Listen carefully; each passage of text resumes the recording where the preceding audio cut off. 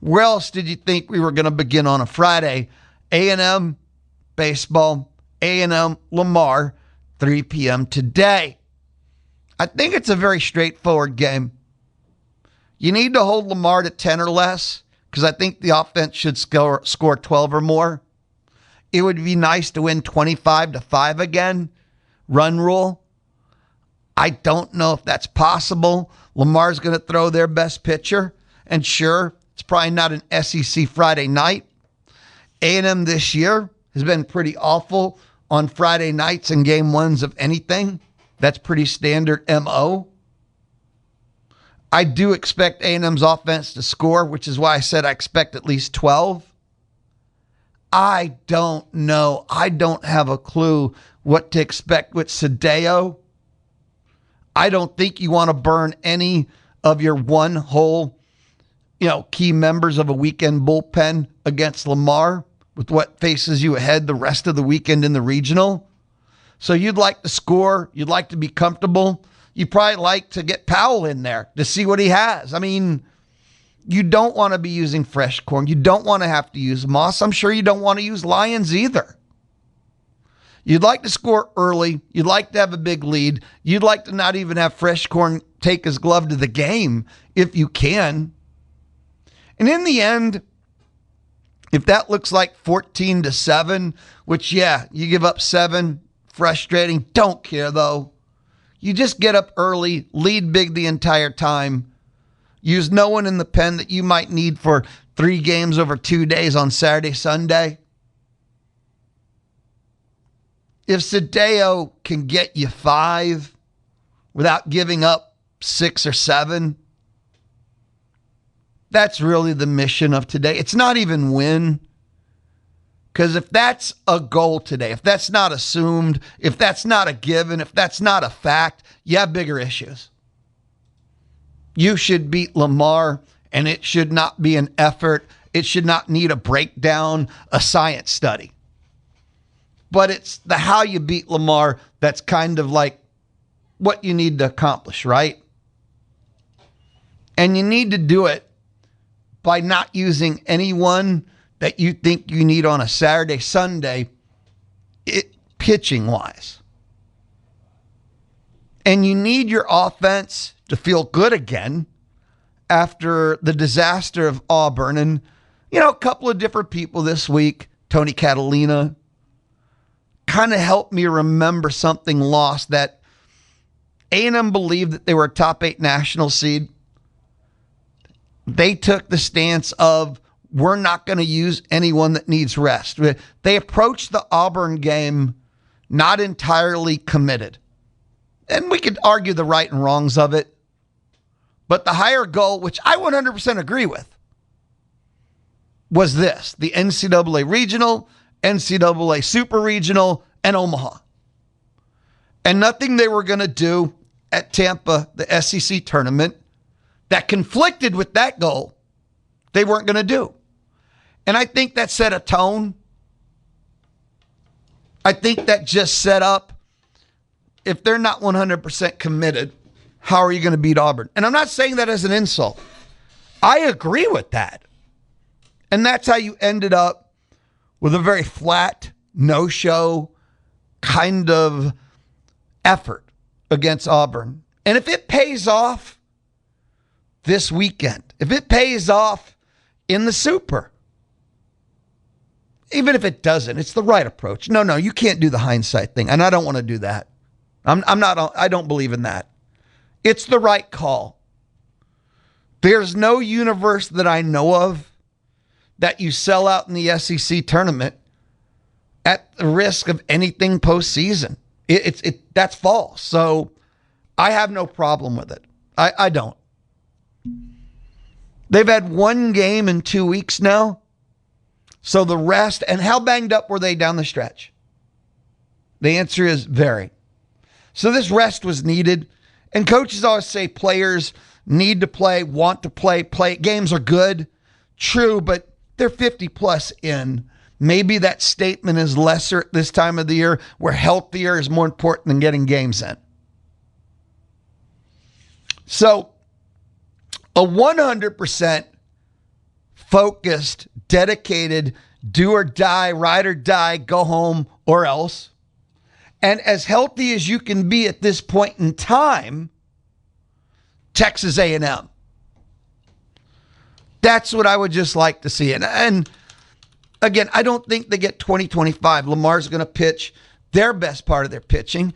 And you can say, well, blah, blah, blah, but I think that'll make a difference.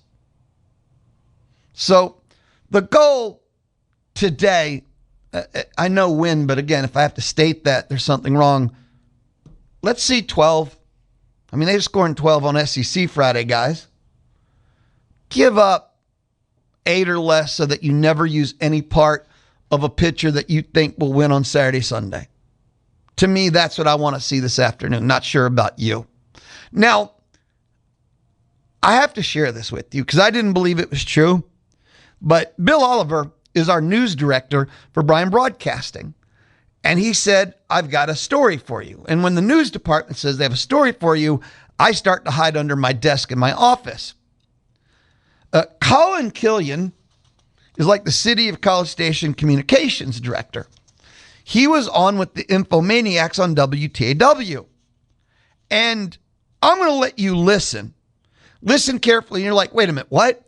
No. This is Aggie Baseball, College Station Regional affected. You're planning to go to the NCAA Baseball Regional on Sunday, the afternoon game. Yep.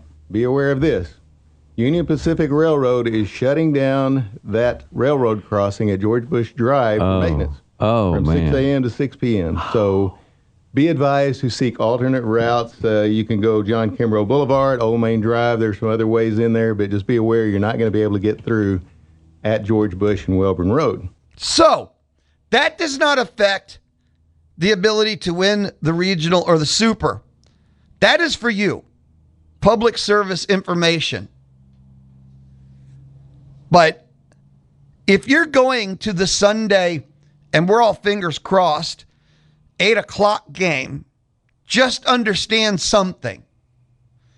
The railroad crossing on George Bush, I would argue the main entrance, and there's actually a ton, but it's going to be shut down by the Union Pacific Railroad for construction. So expect it to be a whole lot of clustery because the main entrance crossing right there next to Bluebell is going to be shut down. And if you're lucky enough to have gotten the message and memo, and if you're hanging out with me, you now know, but think of all the people that won't, that are going to go there, try, have to turn around. Now, 6 to 6, and if it stays on schedule, it could be opening up right before, fingers crossed, the Aggies are playing at 8 o'clock. Because in this regional, the College Station Regional, right? The winners' games are at 8 and 8. And if A&M takes care of business, you win today, 8 Saturday, win Saturday, 8 Sunday. The railroad crossing closing on Sunday is 6A to 6P. But that's if everything stays on schedule and they close at 6P exactly. But you understand, like, gates open, parking starts is like people are going to start getting out there like it's 6. It's pretty tight window. One more time. The railroad crossing on George Bush, i.e., I think like the main entrance to the Olson, right next to the field where most people are going to be closed Sunday. Here it is again. You're planning to go to the NCAA Baseball Regional on Sunday, the afternoon game. Yep. Be aware of this. Union Pacific Railroad is shutting down that railroad crossing at George Bush Drive for maintenance from 6 a.m. to 6 p.m. So be advised to seek alternate routes. You can go John Kimbrough Boulevard, Old Main Drive. There's some other ways in there, but just be aware you're not going to be able to get through at George Bush and Welborn Road. So there you go. A little bit of an update on that. A&M, Lamar, that is the goal, the mission today. Now, does A&M beat USC, who shuffled their pitching rotation to save their ace for the Aggies tomorrow? I want to give you a definitive answer, but you can't tell me if Aiden Sims is pitching tomorrow. And if A&M loses tomorrow, they would have to win 3 more games. Because then they'd have to play. Yeah, they'd have to win 3 more games, technically. And you're telling me, do they have the pitching to win 3 more games after a Saturday game? And you see the stumble mumble there, right? Do they have the pitching to win 3 games if they lose to USC? I don't think so. They have an offense to mash and bash their way. So let's say, okay, they would, in theory, this is how it would play out. If they lose that game to USC tomorrow, they'd probably play Texas State, who can mash and bash themselves. So they'd have to play a home run derby elimination game on Sunday with Texas State. It'd just be a home run derby contest, who they split with already this year. And my original thought is it was a Tuesday game, and Tuesday games aren't real. But at that point, both teams are throwing their Tuesday pitchers anyway, because it's the 3rd game of the weekend. Win that one, and you're back against USC, but USC's thrown both their aces at that point. But A&M will now be on their 4th game of pitchers. Beat USC, they're back Monday, and A&M is on their 5th game of pitchers. And USC could probably bring back their number 2 pitcher on short rest. And depending on what their ace did, he'd be good for a couple of innings too. So, yeah, can A&M beat USC? The Saturday game is probably A&M's entire tournament. That's as simple and straightforward as I can put it. The Saturday game will probably be the entire tournament, because if A&M lose Saturday, that would be 3 games. And that would include a Texas State team that can mash and bash. And with it being the 3rd game, everybody's throwing pitchers that just will probably give up the long ball. And then A&M will get USC twice. And that, with A&M's lack of pitching, just seems like a bit much to ask. So that's my non-prediction prediction for this tournament. I'll be right back. We're just getting started. It is the Louie Bellina Show, presented by CC Electric. It is the Louie Bellina Show. I'm inside the Charles Schwab studio Friday on The Zone. You can hear Aggie Baseball online at RadioAggieland.com. RadioAggieland.com. I do have a text message I want to get to.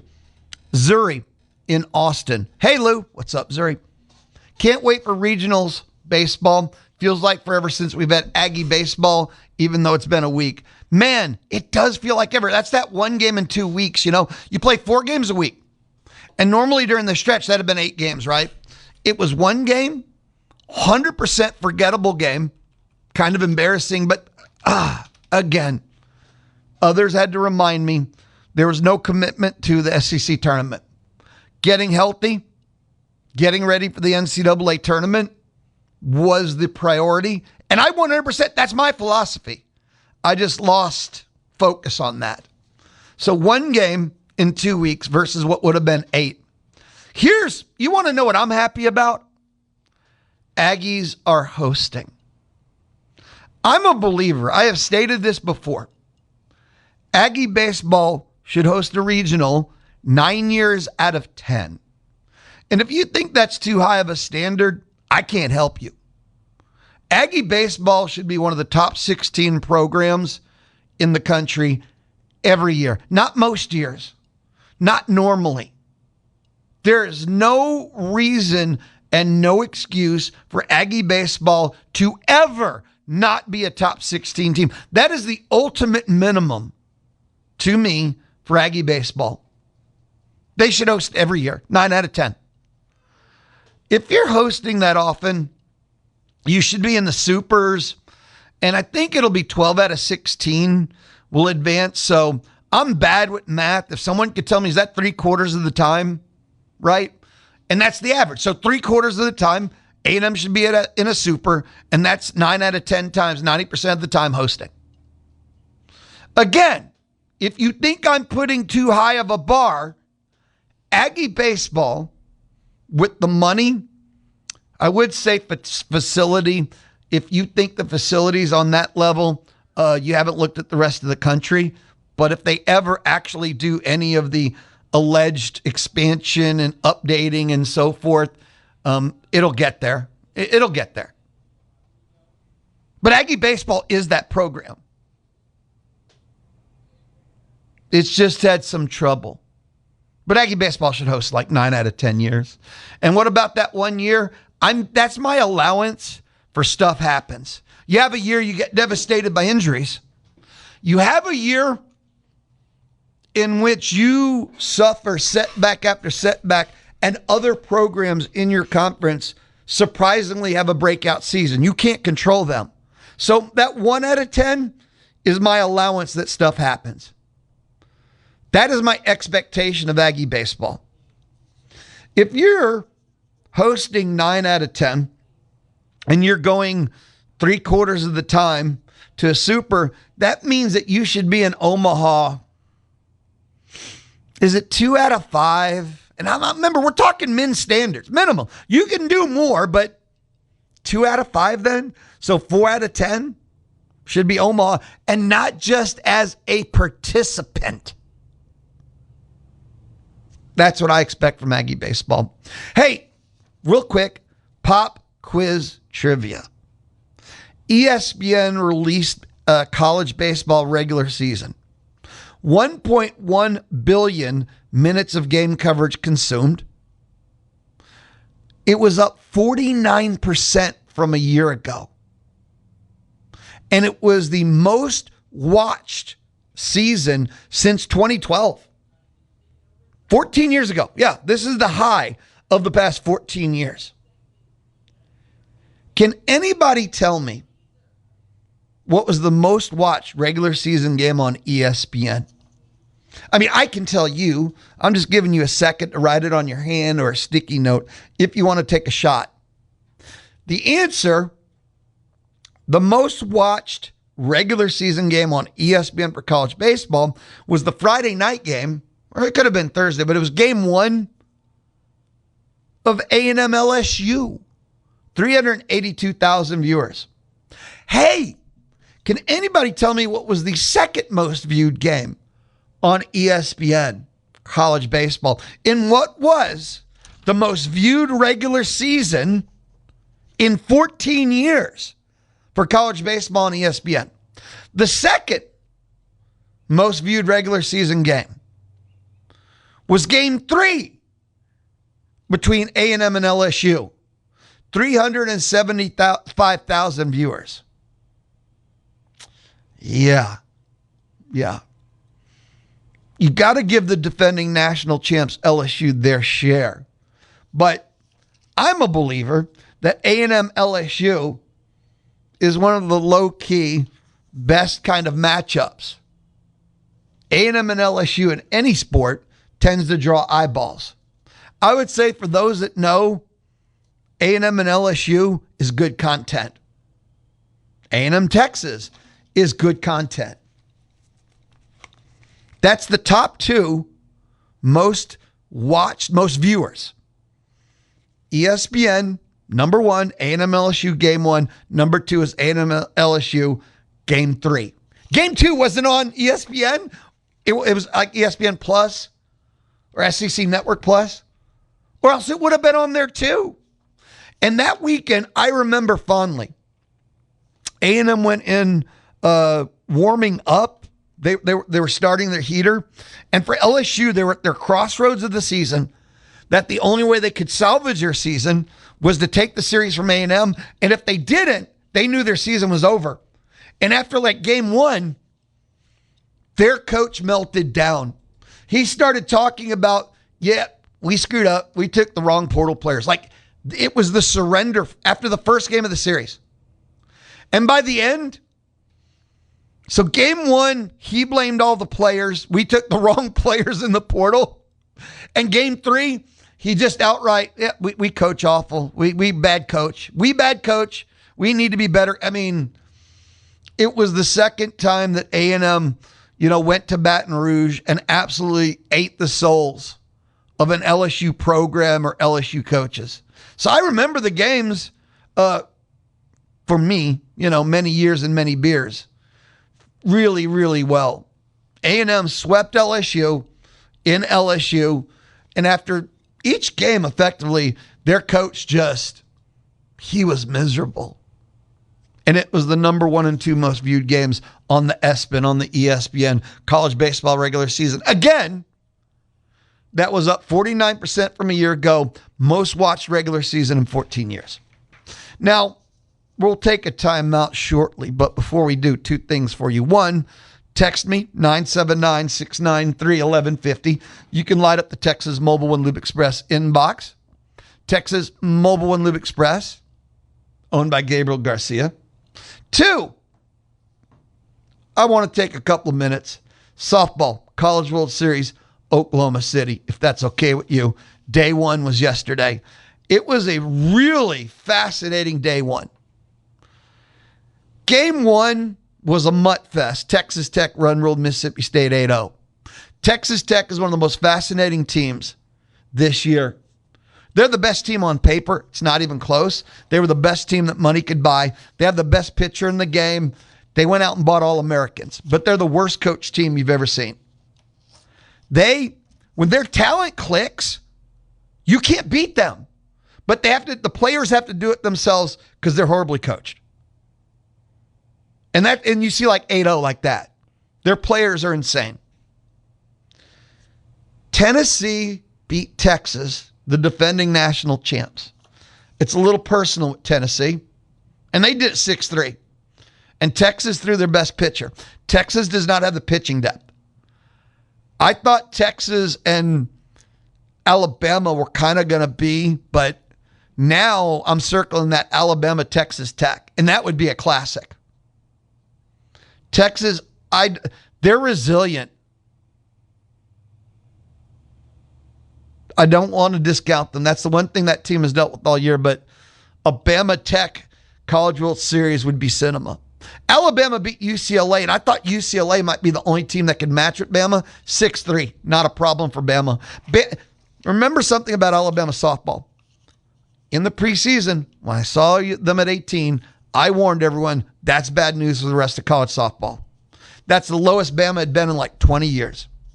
In the end, Bama found O, and they have the best pitching staff in college softball. And something that fascinates me, offenses in softball are shattering every offensive record. And many of them are doing it. But in the end, here we are, College World Series, smoke is cleared, best of the best. The 1, 2, 4, 5, and 8 seeds are all here. And the reality is you have to be able to pitch. I'll make this a college football thing so people get it. We know that it's an offensive game now, and if you can't score, you can't win. But in the end, you have to play a certain level of defense, and it's a really high elite level. Because the offenses are so good, if your defense isn't elite, you'll give up 50. But you have to play elite defense to hold them to 31 and try and win by scoring more than that. Nick Saban realized that years ago. The day of 14-7 and 9-6 are dead. Softball's the same way. Yeah, but you can't do it one pitcher anymore because even your All-American pitcher has to give up 4 or 5 runs because the offenses are insane. But if that's what your elite pitcher does, you can't do it one pitcher. The winners scored 8, 6, 6, and 5. And that's what everybody throwing their ace. So what are the rest of your pitchers going to do? Alabama, pitching staff, best pitching staff in the country. And Mississippi State's completely unranked, and they're there because they're one of the top 3 pitching staffs in the country. And then the Nebraska-Arkansas game, classic. In 10, walk-off Nebraska. Classic, classic, classic. So I know. There are many, many, many, many, many Aggie softball fans, not many college softball fans, but day 1 with the storylines, the plot twists, and everything that happened was absolutely just fantastic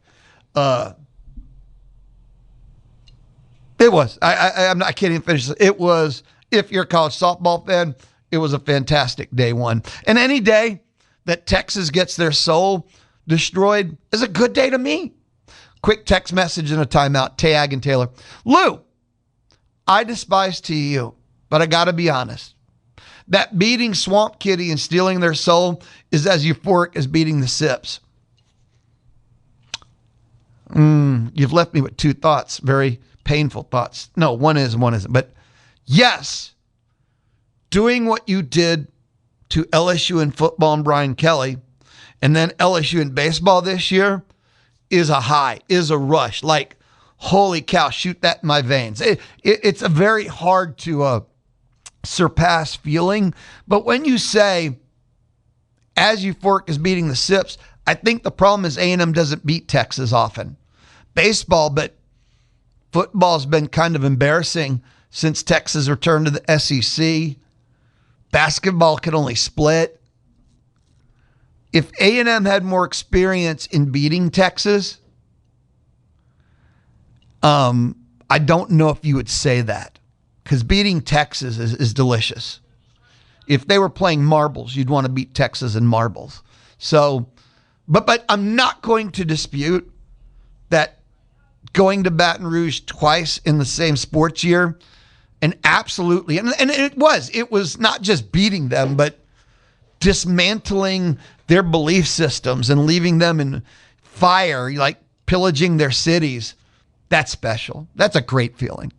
I'll be right back. A College Station Regional listening. That's what's next here on the Louie Bellina Show, presented by CC Electric, where they do free estimates and they also have military and veteran discounts. That's CC Electric. This is the Louie Bellina Show on the Zone. We are going. Are you ready? The Zone 1150 AM and 93.7 FM, where we respect all and fear none. It's time. Oh, here we go. Let's go. Time now, College Station Regional a listening. See, yesterday we had Texas A&M.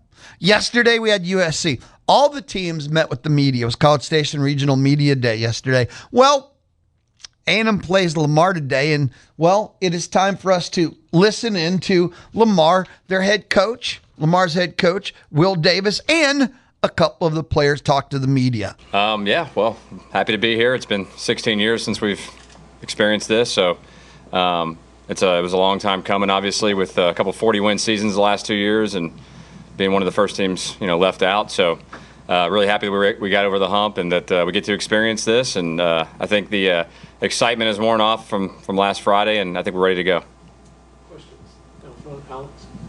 Coach, just wanted to ask you what this last week has been like for you, and obviously getting the new job at Houston, but trying to stay focused and give your best for what's ahead this weekend. Yeah, it's obviously been a little crazy, but this is kind of how this business works, especially the day and age we live in now. So the last thing I want to do is take away from these guys, and I think we've done a pretty good job of not doing that. So there's the work can be done at a different time. We're here to compete and try to win.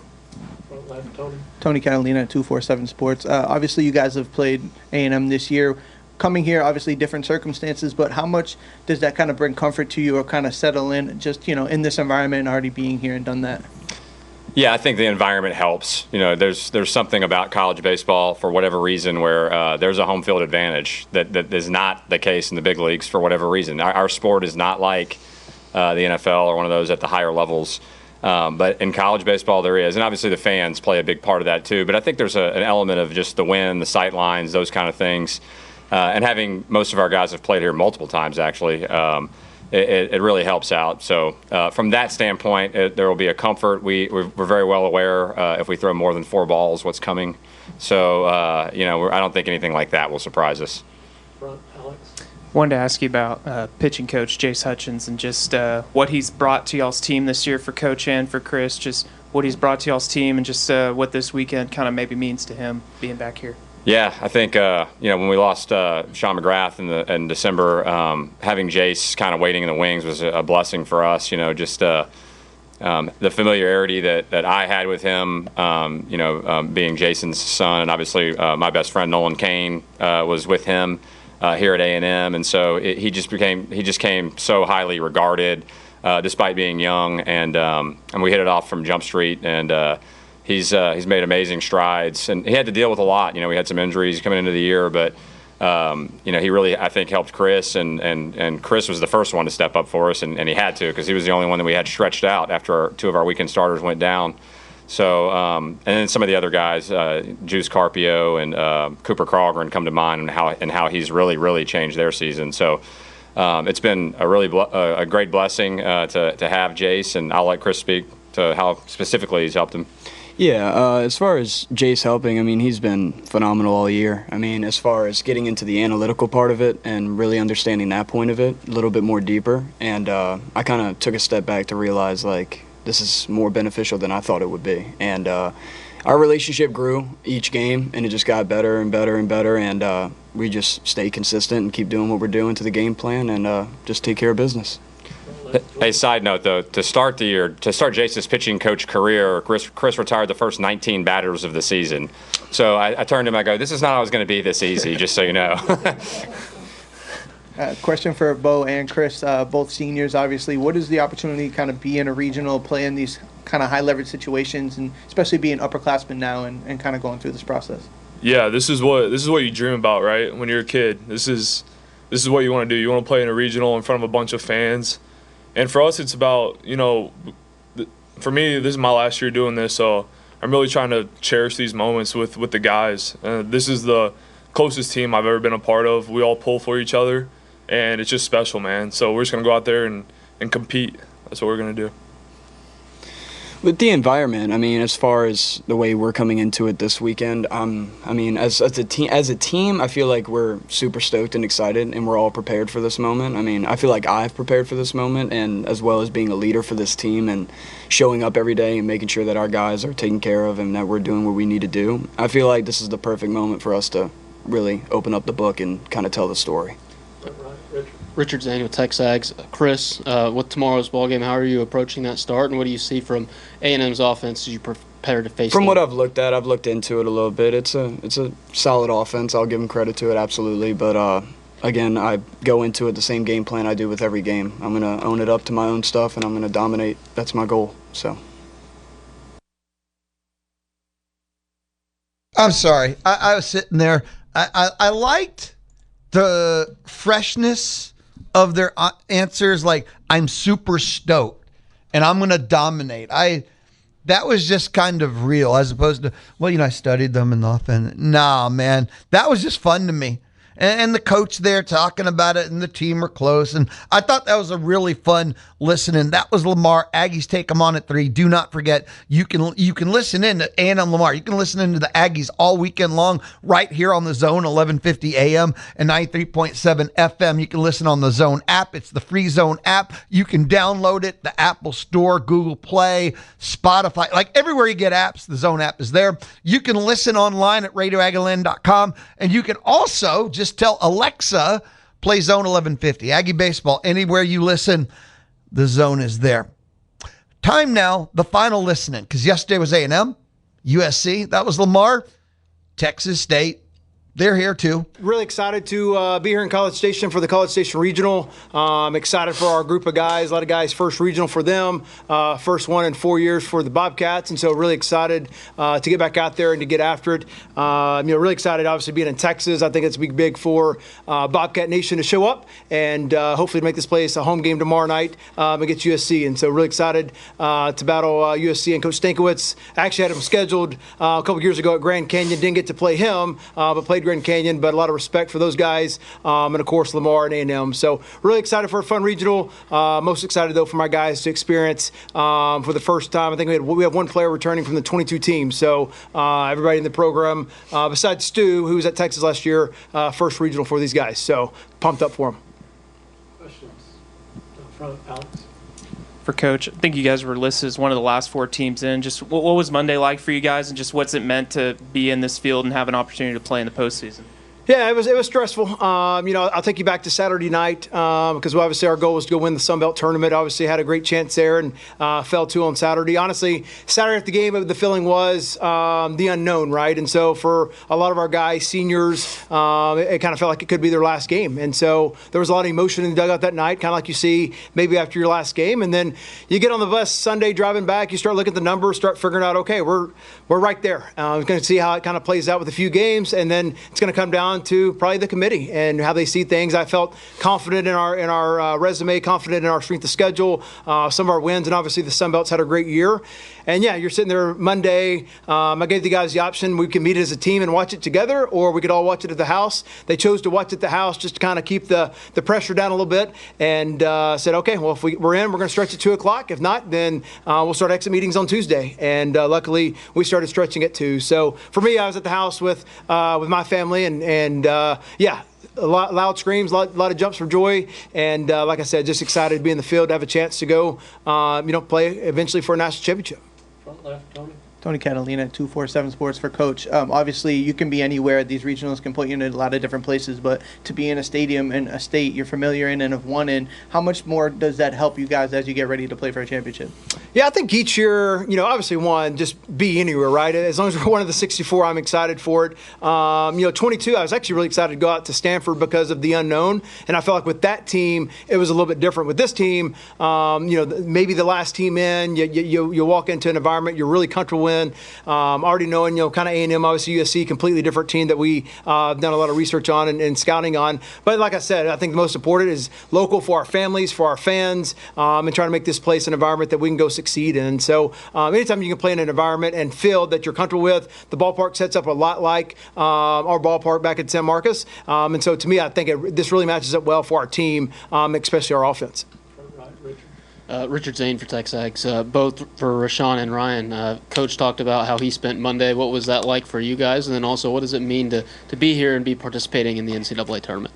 Right. So I think Monday was a little bit of a different day for me, I would say. I think normally I don't like to take more than one day off from swinging. So I was actually up at the field. I was stretching and getting ready to just do my routine when it comes to swinging and just staying ready, because regardless of if we were playing or not, I still have to be ready for what's next. So I was super excited when I saw that playing on my phone, and I had it going on the speakers in the stadium. So it was a super cool moment, and immediately got on the phone with my parents and told them, and they were probably more ecstatic than I was because I thought it was a super cool moment. So it was cool, and also just super, super exciting for the entire team and us. Yeah, kind of same thing with me. That was probably one of the most exciting days I've had in baseball terms in a long time. So yeah, seeing our name pop up on that screen was pretty cool. Alex? For Rashawn, just how would you describe what your offense brings to the table? Right, I think everyone in this room and soon to be everyone in the country will understand that we're one of the best offenses in the country, and I think it just started with our work in August. We have one of the best hitting coaches, if not the best in the entire country, and he's really brought the purpose within us to understand that who we are as individuals, but who we are as a team. The stuff that we're doing this season is not by accident. Everyone you see in the lineup is supposed to be here, and they've earned that spot. Whether it's from myself, being a 4-year guy, to the freshman that hits in the 9-hole right before me, I think everyone has earned the opportunity to be here. And I think we just get to put it on a bigger stage, right? And even if, regardless of what happens this weekend, we understand how good we are. And if it works out in our favor, great. And if it doesn't, we still understand that this is one of the best Texas State teams and one of the best teams to come out of Texas pretty much ever when it comes to an offensive standpoint. Down front. Coach, obviously one of the goals is to get to this point and try to play for a championship, but as you've seen the season progress, what have you learned from your guys, that have gotten you to this point and into this moment? Yeah, we don't set a lot of goals in our program. The number one goal for us is to be in the NCAA tournament. So that's either through obviously winning the tournament or being an at-large team like we are this year. Because once you do that, everything's on the table, right? From all the way to being a national champion. So that's the number one goal. But to me, as Rashawn kind of alluded to it from August, this group, you've got, I think we had 19 returners on this team, and so that's a lot of new guys. So every year you're having to reestablish your culture, how you do things, how you work. But you just saw this group mesh extremely well from the get. And then most importantly, they worked extremely hard. And people say that about their team, but how hard they work, during practice, but also, the time they're putting in after practice as well, on their own, in the cages. You talk about Rashawn, on the day we're trying to figure out if our season's going, he's getting better in the cages. And so these guys just love the game. They love to play. And most importantly, they love to play for each other. And so for us, we're talented, but we play extremely hard. And it's just a gritty bunch that like I said, you just leave us one strike and we got a chance to go win the baseball game. And so they're going to keep punching and keep fighting. And usually that turns out your way. Texas State, that was the listen-in, wrapping up our College Station Regional listen-in. And I'm going to be honest with you, I love listening to the Texas State and the Lamars.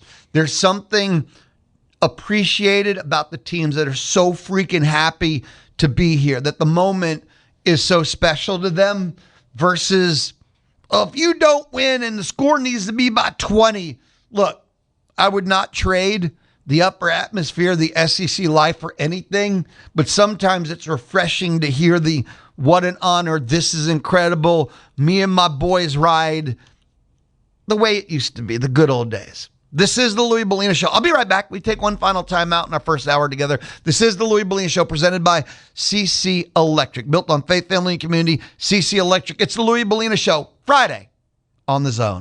Give it to me. Give it to me. The Louie Bellina Show. It's awesome sports, barbecue, ice cream, and beer, and more beer. You know where. Listen in weekdays, 11 to 2 on The Zone. The lifestyles portion of the Louie Bellina Show. On this day, May 29th, 84 years ago, and that's the year 1942, Bing Crosby recorded White Christmas. There's something ridiculous and awesome that the song White Christmas, basically summer had started. I could see where his mind would have wandered towards, he's dreaming of a white Christmas. It actually makes sense. On this day, May 29th, 49 years ago, 1977, A.J. Foyt became the first four-time winner of the Indy 500. On this day in 1984, 42 years ago, Tina Turner released her comeback album, Private Dancer, which had the songs What's Love Got to Do With It, Better Be Good to Me, and Private Dancer. I love that album. I didn't even know who Tina Turner was before that album came out. And massive, huge, epic, incredible. Now listen to this one. On this day, May 29th in 1999, which is 27 years ago, 1999, 27 years ago, May 29th, hikers found a skeleton in a minivan at the bottom of a canyon near Malibu, California. The skeleton that was the remains of Iron Butterfly bassist Philip Taylor Kramer. He'd been missing since February of 1995. Okay. On May 29th, 22 years ago, in the year 2004, the World War II Memorial was dedicated in Washington, D.C. There was a 4-day reunion of veterans on the National Memorial, and it culminated May 29, 2004, with the World War II Memorial being dedicated. I got one more for you. In the year 2010, 16 years ago, Dennis Hopper lost his battle with prostate cancer at age 74. So those are some of the items of note on this day in history, May 29th. I'll be back with Barbecue Pitmaster and Bryce Jones. Lunchtime ahead. Lunchtime on the Louie Bellina Show, Monday through Friday. It doesn't matter what day of the week, but lunchtime. Thank you, Rudy's Barbecue. You can hear the Paul Feinbaum Show weekdays 2 to 4 here on The Zone. Presented by Polaris Fun Center. Paul Feinbaum is SEC Country. And Aggie Land is SEC Country too. Join Paul weekdays 2 to 4 here on The Zone. Polaris Fun Center, where you can get a $500 rebate on any 450 or 570 Model A TV. Or $2,000 cash back on a Polaris XP 1000. Polaris Fun Center, where they sell and service fun, not tractors. The voice of the SEC. And you can hear Paul Feinbaum weekdays from 2 to 4 on The Zone.